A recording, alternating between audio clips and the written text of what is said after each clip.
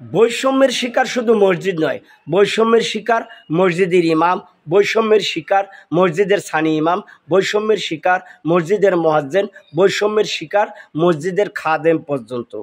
আজ বাংলাদেশে প্রায় 90% মসজিদে কোরআন সুন্নাহর আলোচনা করা হয় না, 90% মসজিদে তাওহীদের আলোচনা করা হয় না, 90% মসজিদে ইমানের আলোচনা করা হয় না, 90% মসজিদে সুদের আলোচনা করা হয় না, 90% মসজিদে ঘুষের আলোচনা করা হয় না। কারণ মসজিদ কমিটি যারা আছেন তারা বেশিরভাগই লোক, তার অধিকাংশই লোক এই সমস্ত কাজের সঙ্গে জড়িত। এখন যদি ইমাম সাহেব সত্য আলোচনা করে, কোরআন সুন্নাহর আলোচনা করে, তাহলে কিন্তু ইমাম সাহেবের কি থাকবে না, চাকরি থাকবে না।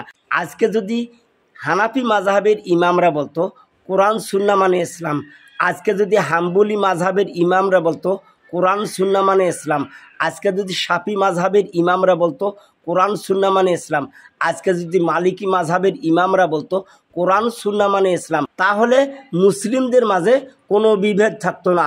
আজ বাংলার মুসলিম এক কাতারে থাকতো। তাহলে আজকে বাংলার জমিনে কাদিয়ানীদের স্থান হতো না, আজকে বাংলার জমিনে শিয়াদের স্থান হতো না, আজ বাংলার জমিনে এই যে পীর পূজারীদের স্থান হতো না। আজকে মুসলিম, বাংলাদেশের মুসলিম এক ছায়ার নিচে থাকতো, এক বট গাছের ছায়ার নিচে সবাই বসবাস করত, মুসলিম হতো ঐক্য। আজকে সত্য প্রচার না হওয়ার কারণে আজকে আমাদের মাঝে এত বিভেদ। আপনিও মুসলিম, আমিও মুসলিম, আপনার শরীরেরও মুসলমানের রক্ত, আমার শরীরেরও মুসলমানের রক্ত, আপনিও কোরআন হাদিস মানতে চান, আমিও কোরআন হাদিস মানতে যাই, তাহলে এত বাধা কিসের, এত বাধা কিসের? কেন আপনি এক ভাই এক মুসলিম আর এক মুসলিমের গায়ে হাত তুলবে? কি কারণে, কি উদ্দেশ্যে?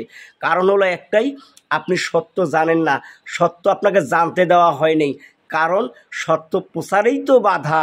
কারণ যখন ইমাম সাহেব সুদের আলোচনা করবে তখনই বাধা হবে। ইমাম সাহেব সুদের আলোচনা করবেন না, যখনই ঘুষের আলোচনা করা হবে তখনই ঘুষের আলোচনা করতে দেওয়া যাবে না, যখনই ইমানের আলোচনা করা হবে ইমানের আলোচনা করা যাবে না, যখনই তাওহীদের আলোচনা করতে হবে তখন তাওহীদের আলোচনা করতে দেওয়া হবে না।